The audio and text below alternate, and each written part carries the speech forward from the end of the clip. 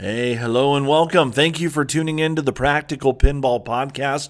My name is Justin. I'm the host here. And my goal is to discuss pinball related things and how to get you involved in the hobby. Because you're obviously interested in pinball because you clicked on the link. If you weren't, you'd probably be doing something else.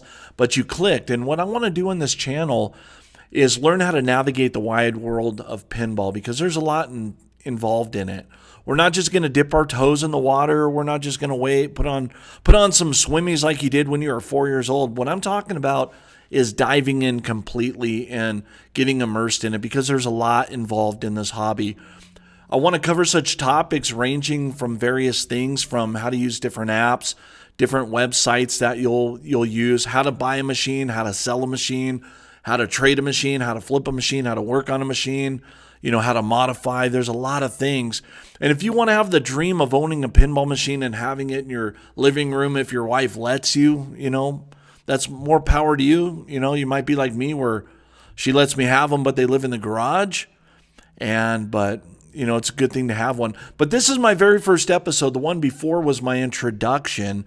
And this one is kind of my episode 1, but don't worry, there's going to be no Jar Jar Binks here today.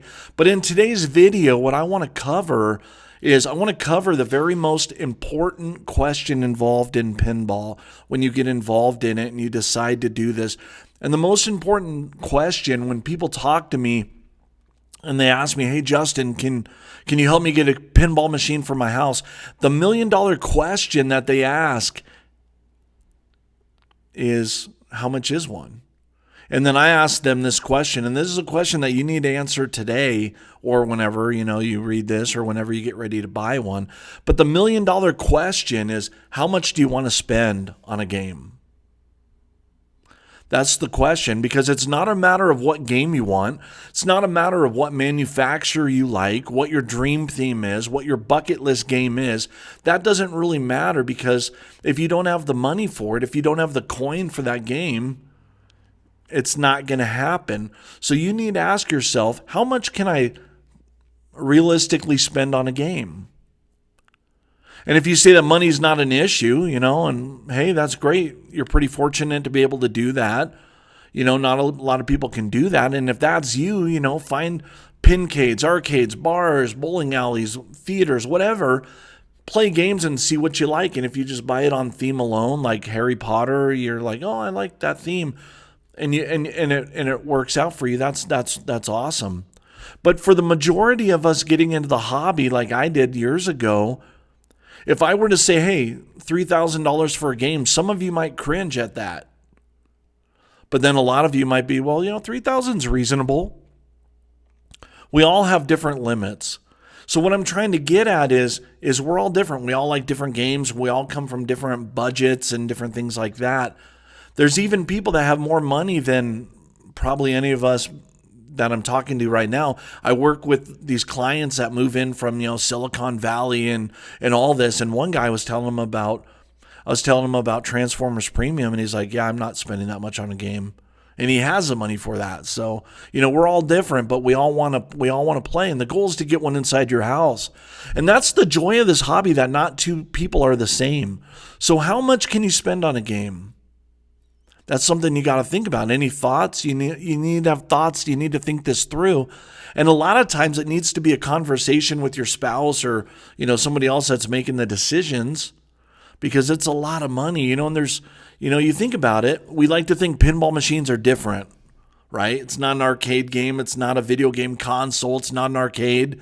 But at the end of the day, as you're walking through your great room, your living room, your den, your garage, whatever, and you see that pinball machine lit up, making sounds and beckoning for you to come play, it's a toy at the end of the day. It's an expensive, heavy toy. And we don't like to think that, but it is. So when you start looking around, you're going to notice that games are all in different price ranges. Sometimes you'll look on Facebook or Craigslist and find a smoking good deal for a game. I once picked up a Super Mario Brothers pinball for $500 out of a storage unit. That's a great price for a game. But let's say you set your threshold for like $3,000, you could find something for $3,000 that would be enjoyable, that will hold its resale value. There's a lot of titles in that price range. Maybe you're thinking 3,000 is too much. You're like, well, 2,000 is my limit. 2,000 would work for me. And you know what? There's a lot of options for $2,000.